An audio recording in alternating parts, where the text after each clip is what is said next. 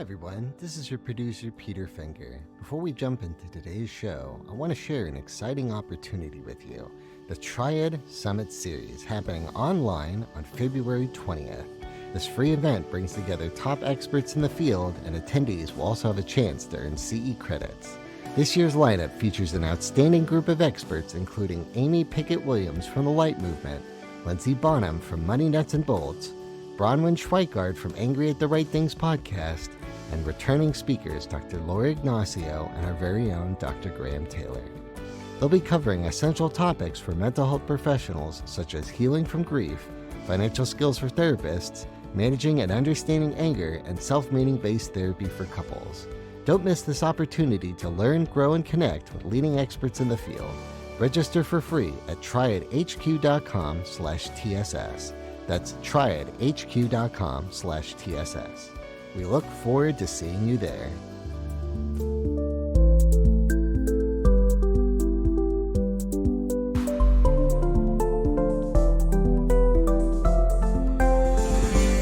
Welcome to Behavioral Health Today, a podcast brought to you by the Triad Network.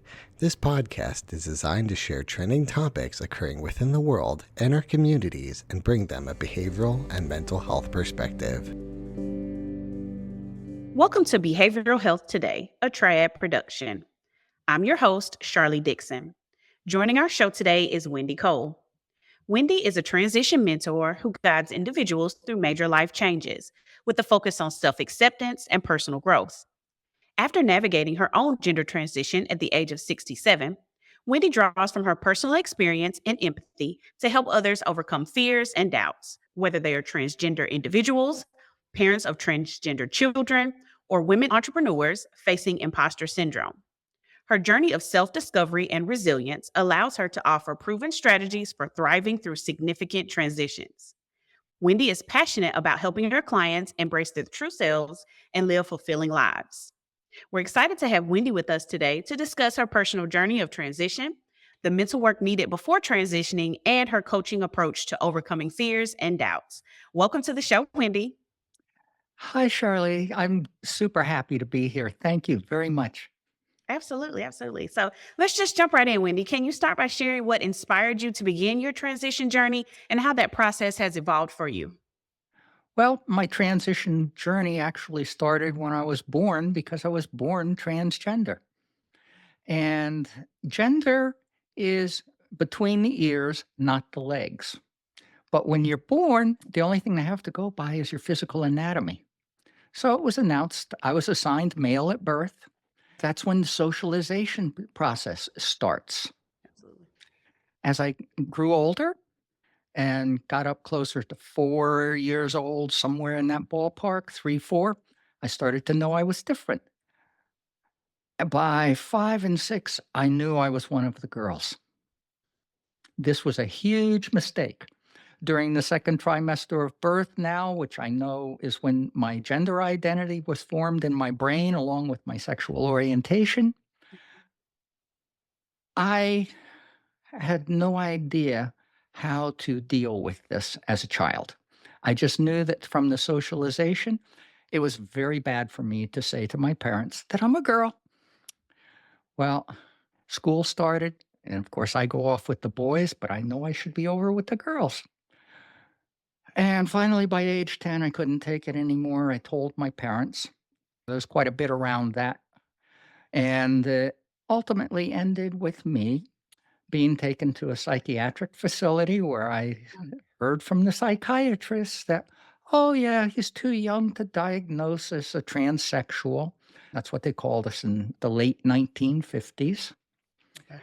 And this may be just a little transvestism, boys experiment. And as he gets older, when he has a career, he has a wife, he has a family and a house and everything, he'll forget all about being a girl. For the first time in front of my father, I actually spoke up and said, "No, I'm a girl."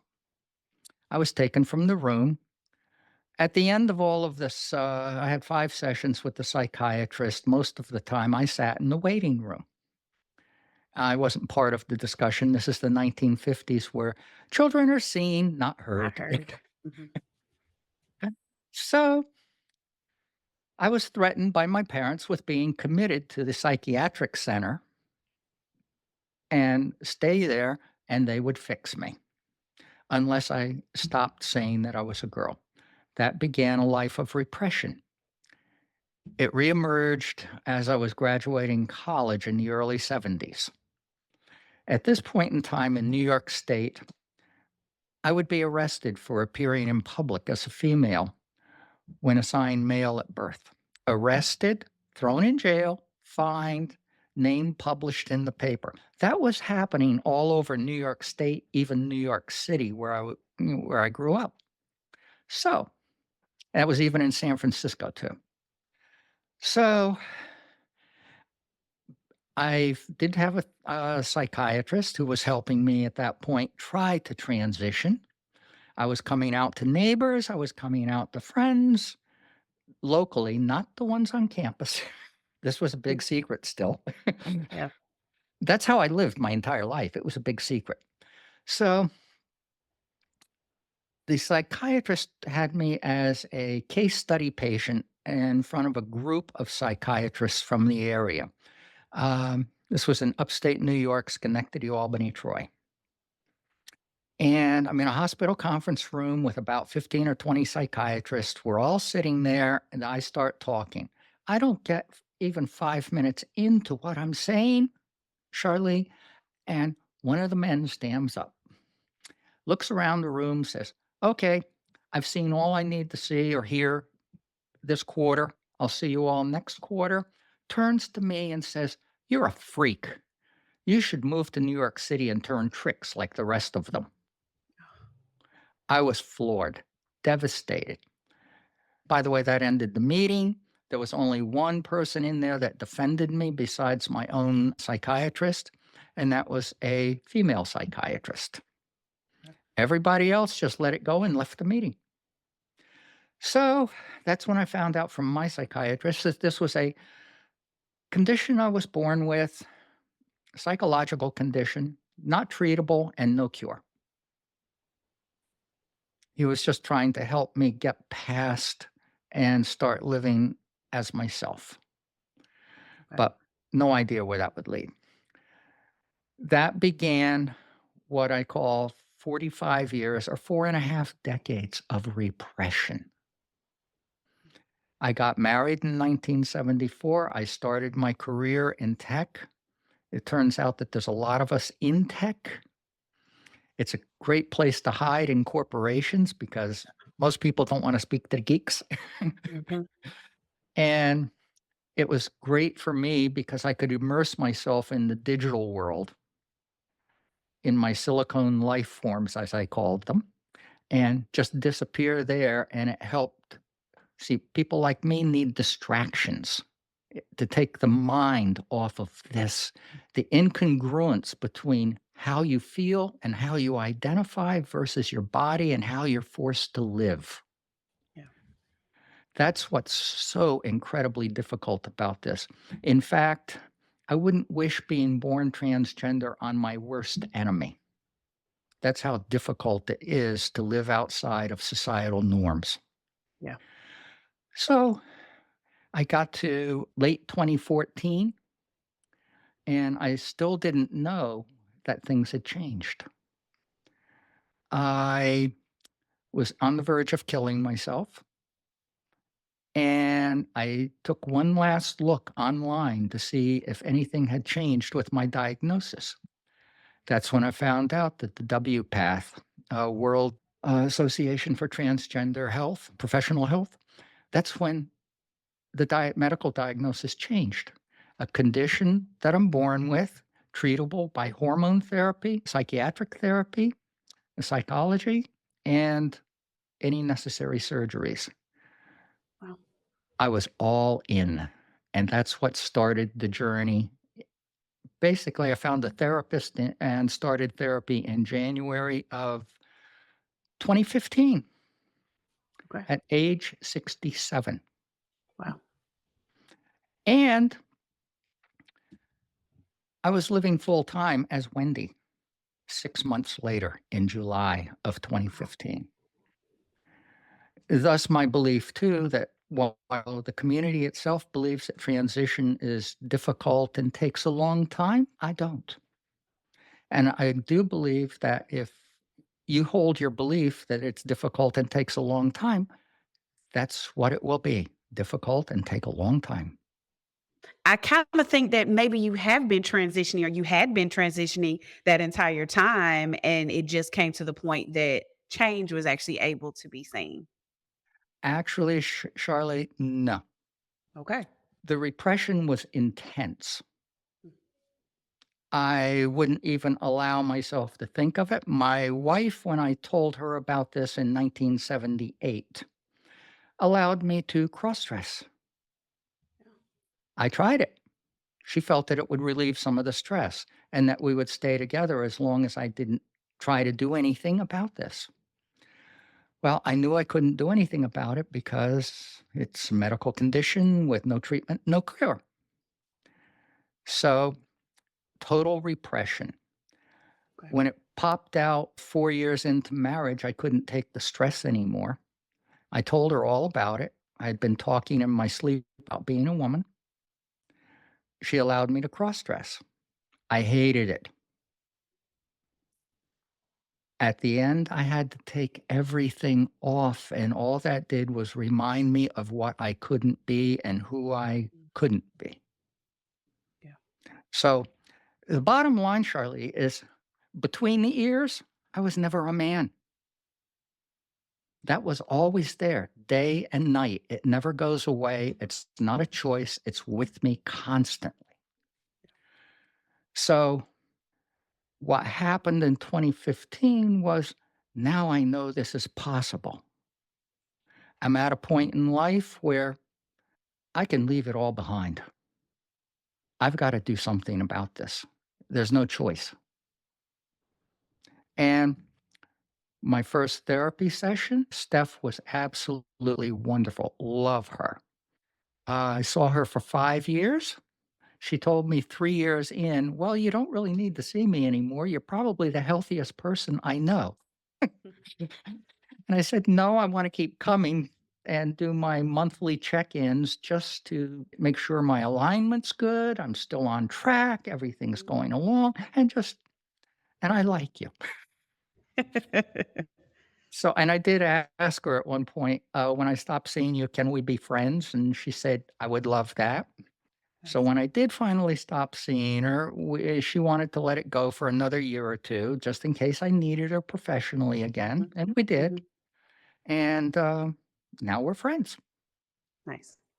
and we stay in touch. But the first session, Charlie, this was what really kicked me off. I'm getting up to leave. I had poured my guts out for an extended session. It was an intake session. Mhm. First time, Charlie, I've ever talked to any human being about how I felt in 45 years. My wife and I didn't even really discuss it much.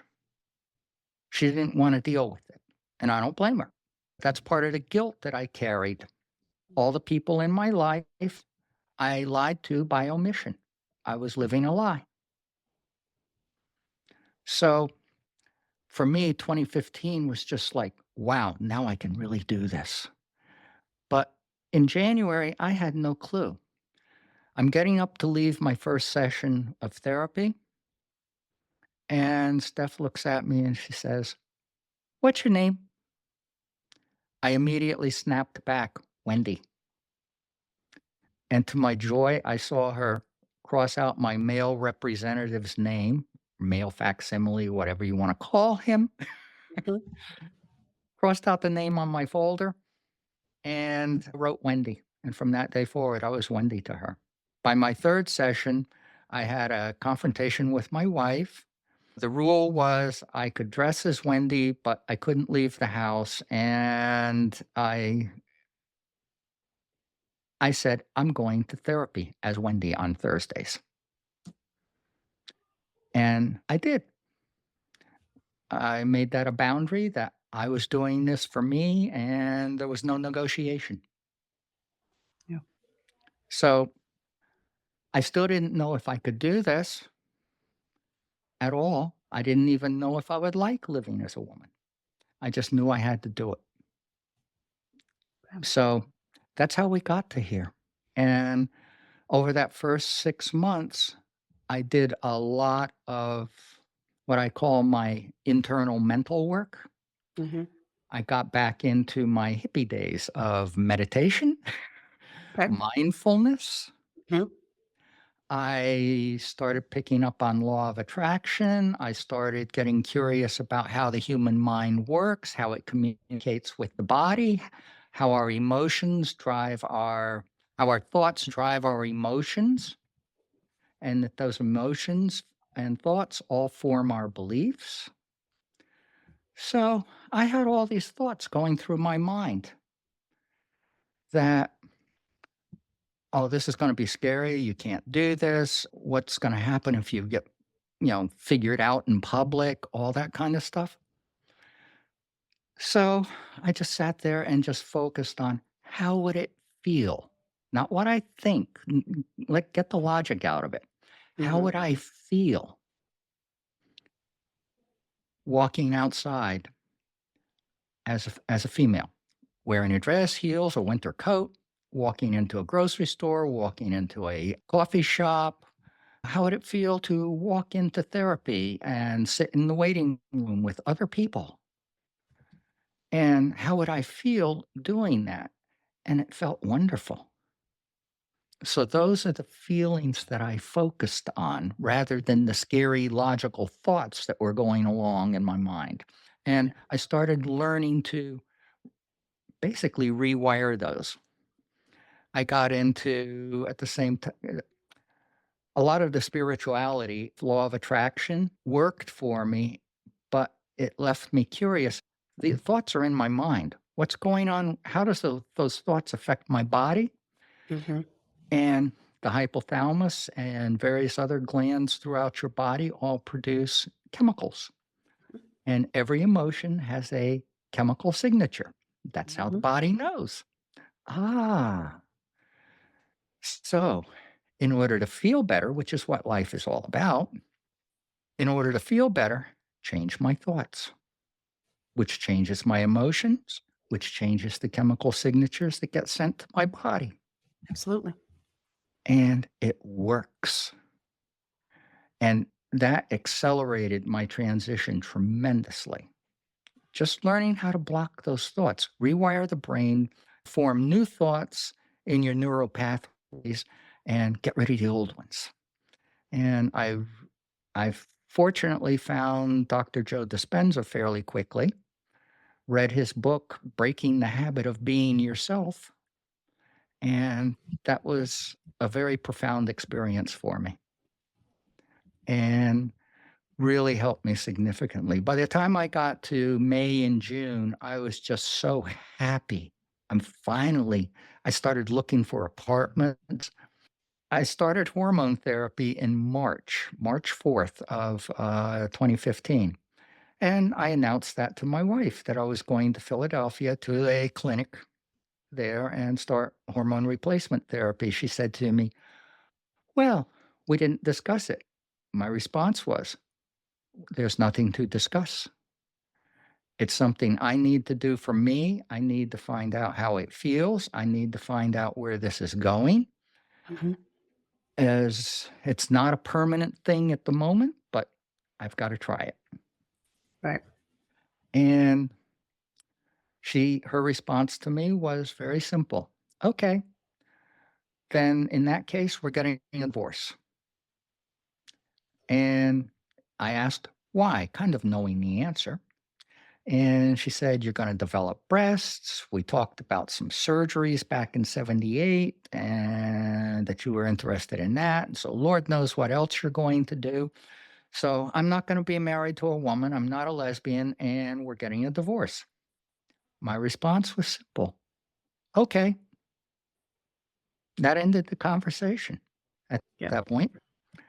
And the relief I felt, it's like, okay, now made another step forward. With each step, it got less scary. It became, I would say by April of that year, I was experiencing joy going through this. Every Thursday on the way to therapy, on the way home, and on the way there, I gave myself what I call life tests. I would stop for coffee, literally. The first time I tried it, I couldn't do it. I went into therapy. I said to Steph, I failed. She said, "No, you didn't. You'll do it when you're ready." That was a huge lesson. We'll be right back after word from our sponsor. Americans are increasingly concerned about mental health, with nearly 9 in 10 voters seeing it as a crisis. Mental Health First Aid provides crucial training to identify, understand, and respond to mental health and substance use challenges. Gain the skills and confidence to offer life-saving assistance. We offer courses for individuals, groups, and organizations of all sizes, including specialized training for veterans, law enforcement, EMS, and educators. Visit mentalhealthfirstaid.org or email hello@mentalhealthfirstaid.org to schedule your training and make a difference in your community.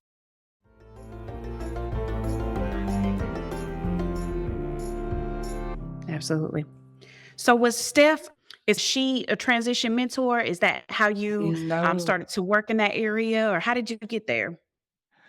I started doing this fairly early on. I was living in a community, New Hope, Pennsylvania, which has a large gay population.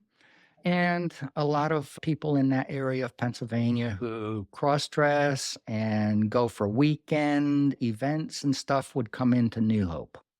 Okay. So I started meeting people there, and they were asking me how I did this in such a short period of time Mhm. and did it well. And so I started helping people with various aspects. I would take people out for their first times out in public. I was walking with one person down a hiking trail into town. I was behind her, and women would be passing us on the trail coming this way. And she stopped me one day at that point and said, "Why is everybody laughing at me?" I said, "Well, this is something you have to learn. Part of the mannerisms and behaviors of male versus female. When that woman's coming to you and she's smiling or and says hi, she's not laughing at you. She's acknowledging you as another woman and greeting you." Oh, that's what it was. These are the things that you have to learn. Gotcha. Little girls are taught from childhood all the way through by their mothers, by their relatives, by their girlfriends, and whatever else help they get. How to be women, how to socialize, That's all true. of that. Yep. I had just the reverse. And oh, by the way, as far as my parents were concerned, don't you dare show anything feminine or we'll commit you. So this was so freeing. And then what I found is I actually loved helping people. Gotcha. I had surgery at NYU Medical Center in 2017, bottom surgery. My gay friends would look at me and go, "Oh, Wendy, how can you do that?" And my response was always, "Oh, I'm getting my birth defect corrected." And it was such an empowering, wonderful experience. I absolutely loved the whole thing. I ran into the hospital at 5:45 in the morning. Couldn't wait. 5 days in the hospital and discharged and back home, and on day 7, I was back in town at one of the patio bars talking with friends and all of that. I'd been resting, and it was all good. And so I got past that. I wound up helping somewhere in the neighborhood of 20, 25 girls get into NYU for their surgeries. Right. I went with some of them, and I stayed overnight with them when they got discharged.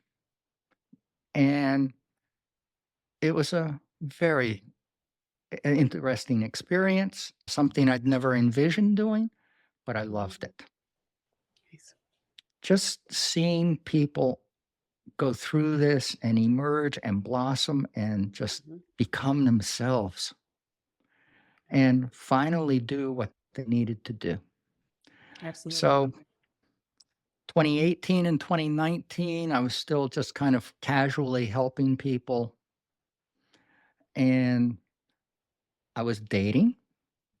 I knew what my gender identity was that was between the ears.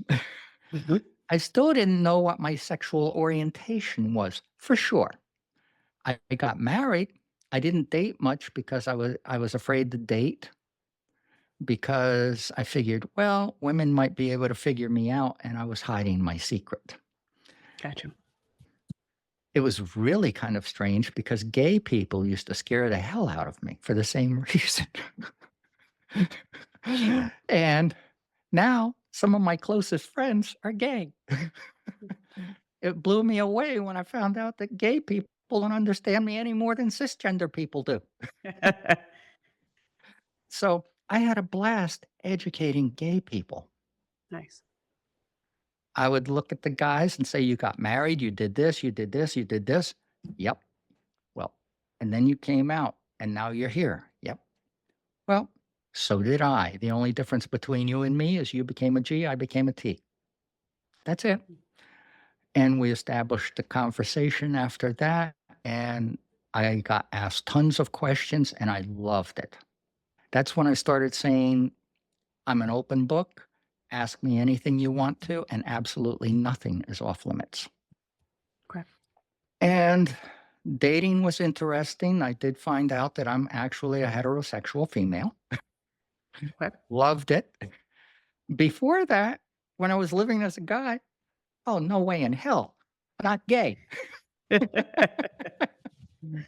That's why I say after surgery, I figured out what my true sexual orientation really was. Yeah. Yeah. And so in working with others as they transition, how do you help people overcome those fears that you mentioned or as they walk through the world looking differently, even though what they look like now may match what they felt like, their whole lives, how do you help them overcome those fears? Like it has to be scary to do. Wendy's 80% rule. All life change is 80% between the ears. So I put my coaching work online in 2020. That's how I spent the pandemic. Okay. 2021, I was live. And one of the first things I do with my clients is we start doing the internal work. Most people focus on the presentation, the makeup, the clothing, and it feels good. They love it. But the minute they hit public and start going out in front of other people, they're terrified of being discovered. Right. Well, the way I do it is I change what's going on between their ears. That little voice that's in there saying that you can't do things, Yeah. that it's scary, you're going, no. I help them learn to manage those thoughts, to block the ones that are not supportive, not serving them, and Mhm. get rid of them and replace them with thoughts that are more supportive and enables them to start moving forward. I view the difference between what I do and a therapist. I insist all my clients have therapists. Okay. People like myself needed a therapist desperately. Tons of baggage from my past to unpack. I had to learn forgiveness for the doctor who called me a freak, forgiveness for my parents who threatened to commit me, and probably electroshock therapy or whatever they were doing then. So when I start working with someone, we start going through what is going on in your mind? What are your thoughts? A therapist works with them from their past all the way through to their present. Mhm. I pick up in the present, and everything I do is designed to get them unstuck. and able to start taking steps moving forward. I've had clients who sat down with me for their first session and said, I'm scared, I'm tired of living a lie, and I have no clue what I'm doing. And my response was, great, that's why you're here. Let's get to work. And I've had quite a few clients. My one-on-one coaching session goes 16 weeks. Okay, wow. And it's intensive for those 16 weeks. They get homework every week. I make them focus on their internal thoughts, their beliefs, and start teaching them how to incrementally shift those beliefs to be more supportive. And at the same time, also help them create a roadmap of all the things in their life that are going to change and that they need to address. And that serves two purposes. It helps them see where they're going, and over time, they can see all the things they've checked off and accomplished, even when they're having difficulty.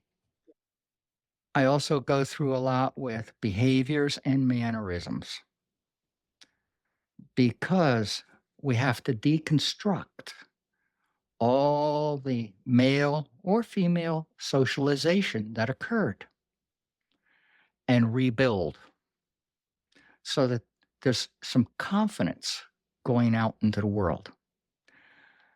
I totally believe in self-awareness, and that's one thing I find that people, when I start working with them, they're not really that self-aware. And we work to increase that level so that they can actually begin that deconstruction process and the behavior and mannerisms process and be very aware of what they're doing. The other thing that I work on right up front is self-acceptance.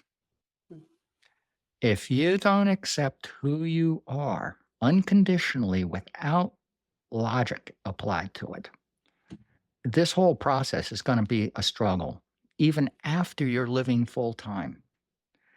I have met girls who've been living and working full time that are terrified to go out and socialize in society. They only go to gay bars and they only socialize with each other. Hmm. And I'm sorry, I'm not going to live that way. I don't reveal myself and my past to just anybody. I don't even think of it when I'm out. I'll go to a straight bar and sit there and talk with people and listen to the music and have a good time, and never once even think about being trans. Yeah. And as an example there, I met a girl recently about three months ago or so. She'd been living full time for 8 months, really intelligent girl, really liked her. And we were talking on Zoom, and she said to me, after 8 months, you'd think I wouldn't get misgendered, but I'm called sir everywhere I go. And I said, okay, I'm looking at you. I don't see a sir.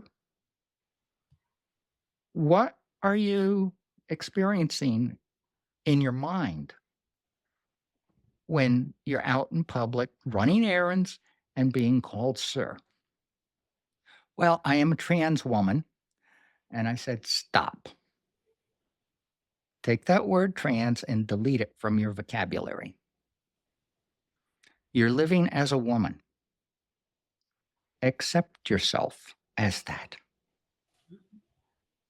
And drop the word trans. You're not being a traitor to the community. And you're just another woman blending into society. I also dislike the word passing intensely. It puts pressure on you to be perfect, and it implies that you're different. Yeah. Calling yourself a trans woman also implies that you are different. Mentally, we weren't different the way we were born. Emotionally, and our identity was a legitimate thing. That's how it was formed. That's how we were born. Mhm. And everything I do from that point forward is to try and get them back in touch with that feeling. And it works. Nice. I've had clients in southern states and all that transitioned within anywhere between 6 and 10 or 12 weeks, Wow. going from living male to living female full time. Wow. Sure, they had a lot more to do, Hmm. and the surgeries and all the other stuff that they may or may not choose to do, but they're out and about and they're comfortable. And that's what I mean by getting people unstuck. It works. That's impressive. That's impressive. And you mentioned quite a few times your parents' response to you when you mentioned who you were to them. Do you have any advice for parents who are having similar conversations with their children that may be considering or undergoing transition? How can parents do better? I've actually added parent coaching to my Cool. programs as well. Nice. And the reason for that is I started to realize that there's so many parents out there that find out that their kids are, whether they're 10 years old, 15 years old, 25 years old, or 45 years old, the parents all seem to go, "What? This is such a stigmatized subject Mhm. that they can't believe it's in their family." And the other thing that I came to realize is that they would throw their kids out or disown them or whatever. I decided I don't want o- other kids to live the way I had to live and repress this and do all the painful, gut wrenching stuff that living with that incongruence between your being and your body and how you have to live in society. That's a horrible, painful way to live. So, one of the things I try to do with parents is give them a framework of how to understand this, how to understand the transgender community. It's a very diverse community with a lot of different types of people. I happen to be in the transsexual part of the community, but there's a lot of other groups throughout that community. And I also explain to them that this is nothing they did wrong. Mm. This is how your child was born. And then I help them try to comprehend it. I don't expect anyone, even any of your audience listening to this, I don't expect them to understand this unless you've ever looked in the mirror at yourself and said, "I'm all wrong. I should have been a girl or I should have been a boy. I should be living as a man. I should be living as a woman." If you've never done that, you can't understand this. And I don't expect you to. What I want to do is provide a framework by which people can see this and see it from a more humanized perspective. We're not freaks. We're not somebody to be terrified of. And we definitely don't go into restrooms and try and molest people. That's all the divisive stuff that other people put out there. Mhm. And that's one of the reasons why I'm doing podcast interviews. Understood. How many times I've asked people, "Have you ever met anyone like me knowingly?" And they'll go, "No." I said, "Well, now you can ask all the questions you want to." And being totally open with people, I choose my time and places to do it. I don't walk around with a sign that says I'm trans, and I never will. I don't even wear the pins or anything like that. And it's not because I don't like the community. I totally respect it. And I know there are a lot of people that struggle with this. And that's what I try to help. Absolutely. And a lot of times the labels for things can cause the stigma to come up and sometimes cause more issues than you're going against those issues to help them transition. So I completely understand that. Okay. Completely understand that. So, as we get ready to close, are there any final remarks, any success stories that you'd like to share with us? Oh, yes. In my travels doing these podcast interviews over the past 12 months, I met a lovely woman in Phoenix, Arizona, Lynn Murphy. She was going to interview me for a chapter in her second edition of her book, Women Who Push the Limits, and her publisher wanted her to put some diversity into it, and I'm diversity. So we met, we chatted a little bit in November. Then in December, we started recording. And it was the idea to record for her chapter in her book and her podcast. That recording session lasted almost 4 hours. And we never got to her questions. We did a lot of talking, and it was great. That has evolved. We're now friends. I'm co hosting a brand new podcast with her. And I named it Demystifying the Transgender Journey. Okay. We also started a Facebook group by the same name, and it's open to anyone curious about what it's like being born transgender and how to comprehend this. And it's kind of in keeping with the concept that I grew up with from 2015 to now. I put myself together with people to talk about this. Well, the idea of this group and the podcast is to put information out there that is relevant, that helps people comprehend this and have a framework for it. And I'm also, as part of the Facebook group, which just started in August, I want to start a discussion group where I'm putting straight people together with transgender people. And we've even included gay people because gay people want to learn about this too. We already have a member who actually stated that he needs to understand this. Nice. And every time he asks somebody a question, they get angry at him. It's not my responsibility to educate you. That's something that I fundamentally disagree with. I believe that if somebody is honestly and openly asking questions, wanting to understand, I should be answering them and talking with them. And especially if they're respectful and everything, I have Right. made more friends that way. And so that's what I'm trying to do with this group. And that's what Lynn is a cisgender woman, wonderful person, very liberal, very open and curious, and knew very little, almost nothing about the LGBT community. Since we met in November, I've been educating her. She's done her research.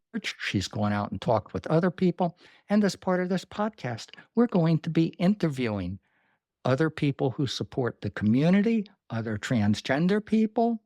And because I'm not the only story out there.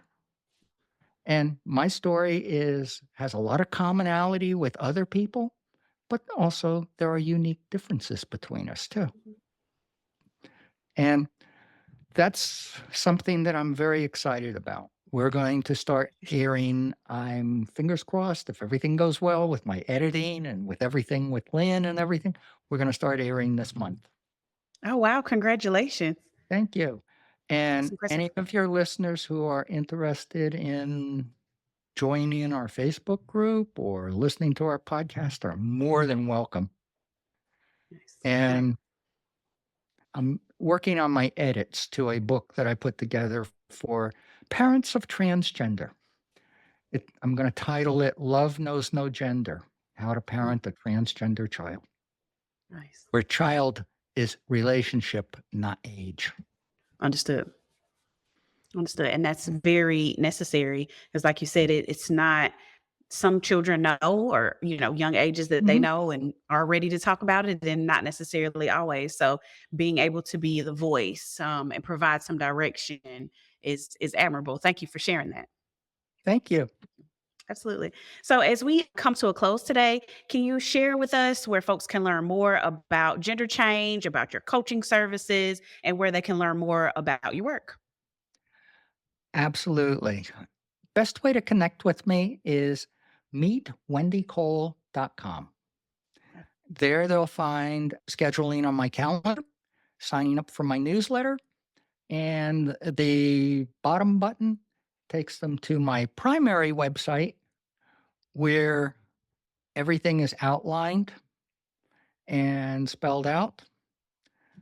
And that's also where in my blog, I organize all my podcast interviews. And there's a wealth of information on my main website. Well, Wendy, I have truly enjoyed speaking with you. You've really opened my mind up to some things that I was not aware of. I had some assumptions, as I'm sure some of our listeners have as well. So, thank you so much for opening our eyes up today and giving us a new perspective on transition and how it's best achieved. So, thank you again for speaking with us. Thank you, Sharlee. Absolutely. And thank you to our listeners for taking the time to join us. The resources for this episode and an archive of all of our other episodes can be found on our webpage at triadhq.com/BHT. And we look forward to having you back with us next time on Behavioral Health Today. We appreciate all the support from our community, and if you like our show, one of the best ways you can support it is by giving us a 5-star rating and leaving a review. Behavioral Health Today is a podcast part of the Triad Behavioral Health Network, all rights reserved.